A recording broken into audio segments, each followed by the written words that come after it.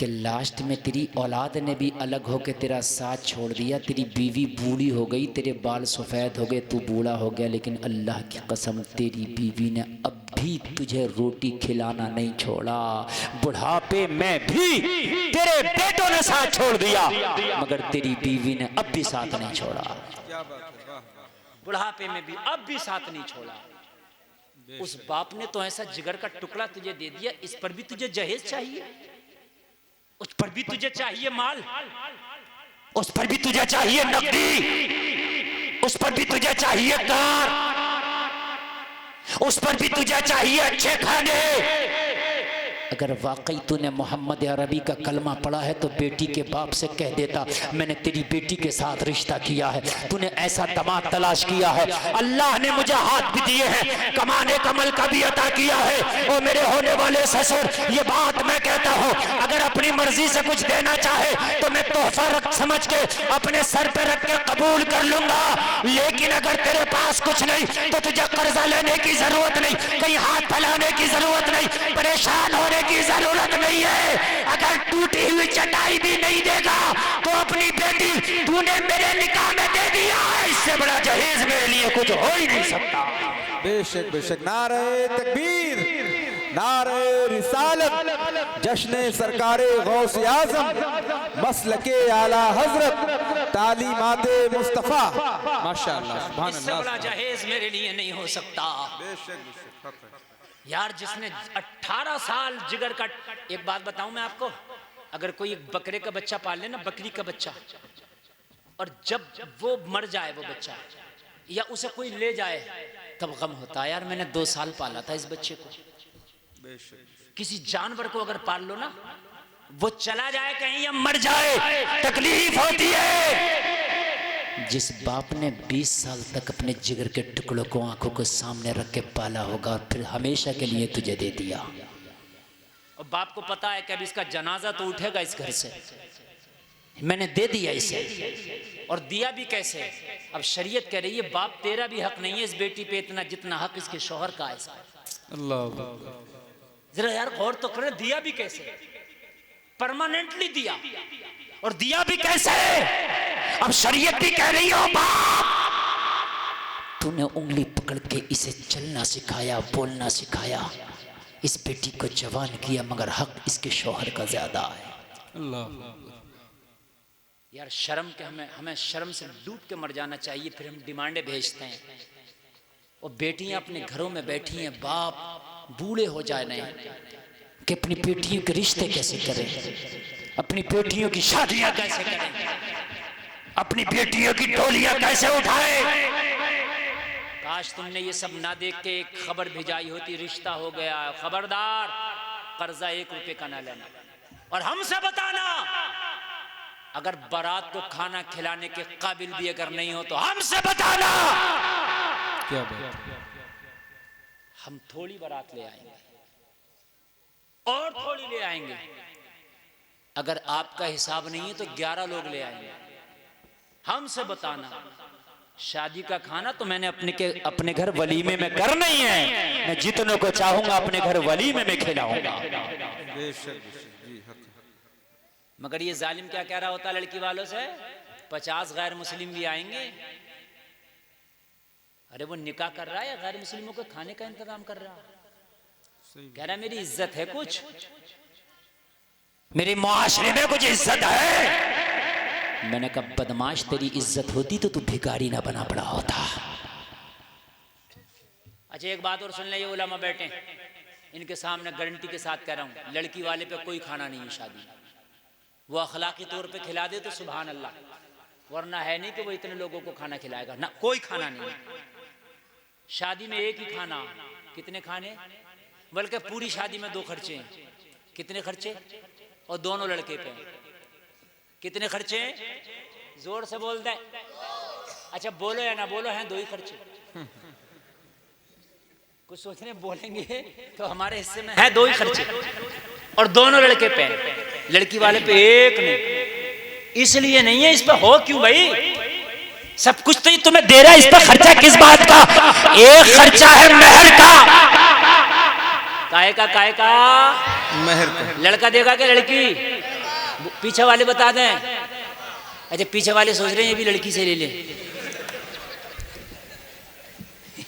अच्छा, कुछ की तो चल ना रही है, इन मौलवियों से परेशान है, वरना ये भी लड़कियों से ले लेंगे, मगर चल नहीं रही है। ये मौलवी नहीं चलने देगा।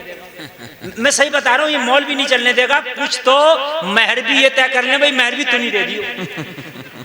अरे हाँ, जहेज में एसी, जनरेटर, इन्वर्टर, सब कुछ, उसके बावजूद कहते हैं गरम सेट तो है ही नहीं। समझ रहे हैं? अगर जरा सा भी कोई चीज नहीं है ना, तो उसमें एकदम शिकायत हो जाती है। दो खर्चे दो। बल्कि असल तुम्हें शादी बता दूं, अगर इजाजत हो तो, जो शादी हो रही है ये शादी है ही नहीं जो आजकल हमारे मुआशरे में हो रही है। 10-10 लाख के लोन बुक किए जा रहे हैं, ये है ही नहीं। कहीं ना पढ़ा मैंने कि 10 लाख का लोन बुक करना, कहीं ना पढ़ा। 1500 लोगों का, इतने 1000 लोगों का खाना, कहीं नहीं। इतना जहेज, इतना माल, इतना जेवर, कहीं नहीं। शादी में 5 चीजें हैं। पहले तो 2 खर्चे सुन लो। एक खर्चा है मेहर का, दूसरा खर्चा है वलीमे का, दोनों लड़के का। दोनों जोर से बने, दोनों लड़के पर। असल शादी ये है, सुने, जो इससे हम कोसों दूर भाग रहे हैं। बाकी शादी, पिंडाल, खाना, जहेज, कपड़ा, लेना देना, मंगनी, अंगूठी, हीरे की अंगूठी, सोने की अंगूठी, बालियां, पाजेबें, पटाखे, वीडियोग्राफी, इस्तकबाल, खैर मकदाम, वो लड़कियों का दूल्हे का इस्तकबाल करना, सब खुराफात, सब लानत। असल शादी ये है कि जब निकाह हो तो निकाह में 2 गवाह हो। क्या हो? ये फर्ज है। क्या है ये? 2 गवाह हो। 2 गवाह फर्ज है, तो गवाह अच्छे से देखना चाहिए, दाढ़ी वाले हों, दयानतदार हों, नमाजी हों, आदिल हो, शरा के पाबंद हो, ऐसे गवाह देखो। मगर गवाह को देखा जाता, मुखिया साहब तुम उड़ जाओ, चौधरी साहब तुम उड़ जाओ, कलुआ तुम उड़ जाओ, मलुआ तुम उड़ जाओ, बथुआ तुम चले जाओ, नथुआ तुम चले जाओ। जिसका दिल चाह रहा गवाह बनना। मैं सही हजरत बिल्कुल सही बता रहा हूं। मैं ये इमाम लोग बैठे हैं, अगर मेरी बात करो, बात तो ऐसा निकाह में आता है कि जिसने 8 दिन से ब्रश नहीं किया, नमाज तो छोड़ दे। अलग है, 8 दिन से ब्रश नहीं किया, नमाज तो पता नहीं कब से नहीं पढ़ी है, तो कांधे पर रुमाल रख के पान चापता हुआ ऐसे आता है गवाह बन के, जैसे बहुत बड़ा आदिल यही है। क्यों भाई? मर गए क्या दाढ़ी वाले? मर गए क्या नमाजी? किस बात की मजबूरी है? 2 गवाह होना शर्त है निकाह में, तो 2 गवाह नमाजी रखो, बाशरा रखो, आदिल रखो। क्या बात? ये नहीं कि किसी को भी उठा दिया, किसी को भी उठा करके आपने गवाह बना दिया ना। 2 गवाह, और दोनों गवाह नेक रखो। बात समझ में आ रही है? करिए, पावर हो रही है भाई। बात तो गवाह जो इमाम से कह रहे हैं, हमें भी दो 200 रुपए, और वकील कह रहा 500 मेरे हो गए, तूने केस लड़ा। यार बात है, वकील अजीब वकील है, झगड़े चल रहे हैं, इमामों से हिस्से बांट रहा। भाई मैं वकील था, अरे तूने केस लड़ा है। सही अगर पूछो तो वकील की जरूरत ही नहीं है निकाह में। ये बात भी आज मैं आपको बता दूं, वकील की ना, जो काजी निकाह पढ़ा रहा काजी, वो डायरेक्ट जाए 2 गवाहों की मौजूदगी में और डायरेक्ट दुल्हन से इज़्न ले ले। सबसे बेस्ट काम। क्या बात है? सबसे आला काम ये, बीच में वकील को रखा ही नहीं। बहुत अच्छा। हमने मुकदमा थोड़ी लड़ना है कि वकील को रख रहे हैं। वकील जब रखा जाता है जब लड़का लड़की कहीं विदेश में है, तो उसका वकील बन के आए।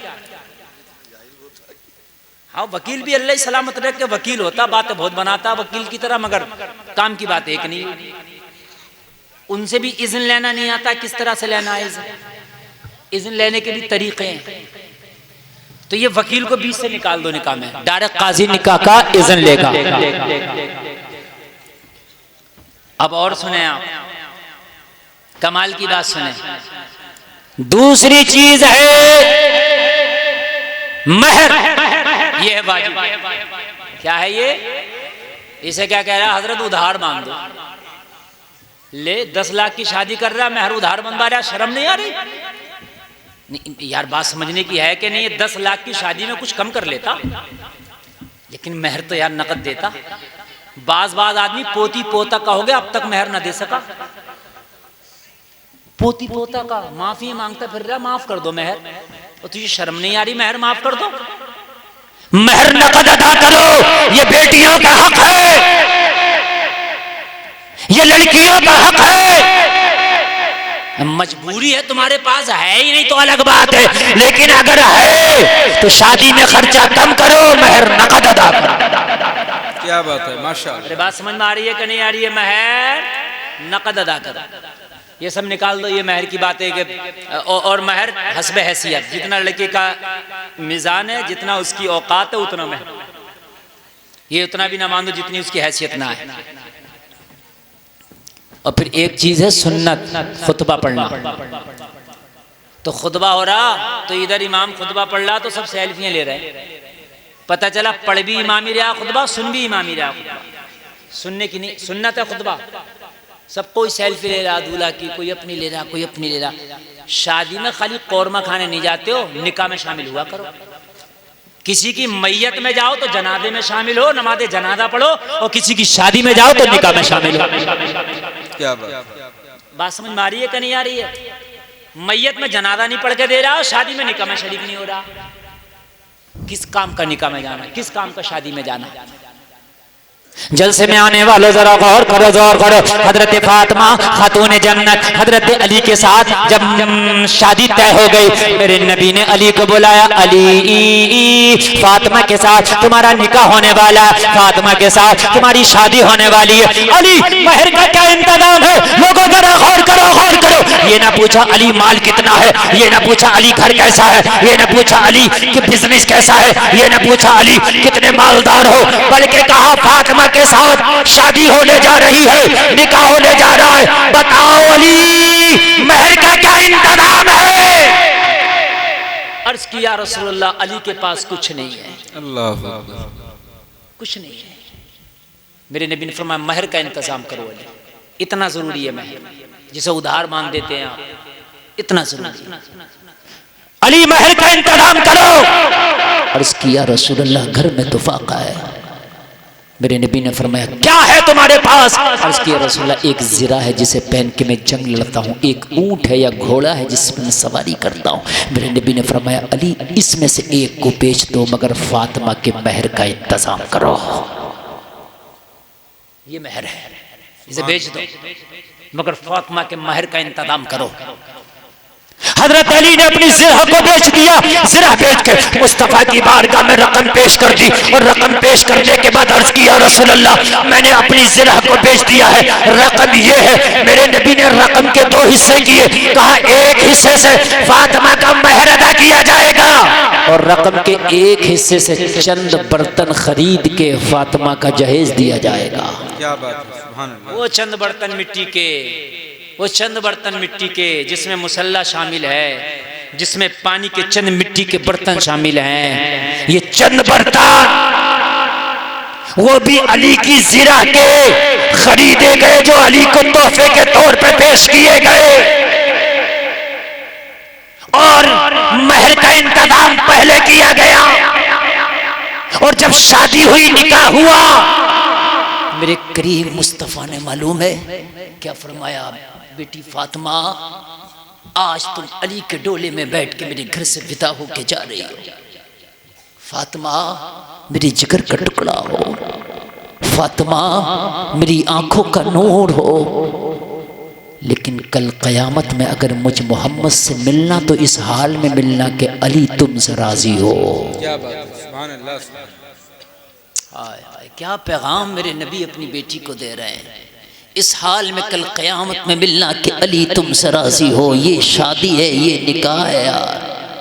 ये तुम कौन से निकाह करने लग गए, ये कौन सी शादियां करने लग गए कि तुम्हारी डिमांडें ही खत्म नहीं हो रही हैं। बाज की डिमांड तो शादी के बाद भी खत्म नहीं होती। शादी हो गई, डिमांडें फिर भी चालू है। तेरे बाप ने दिया ही क्या है, तेरे घर वालों ने दिया यही क्या है, तेरे घर वालों ने मुझे तो लूट लिया, तेरे घर वालों ने मुझे तो काट लिया, डिमांडें फिर भी खत्म नहीं होती। वो मांगने वाले, तूने मांगने की नियत बनाई ली है तो पूरी दुनिया भी अगर तुझे दे दी जाए तब भी तेरी खोपड़ी नहीं भरेगी।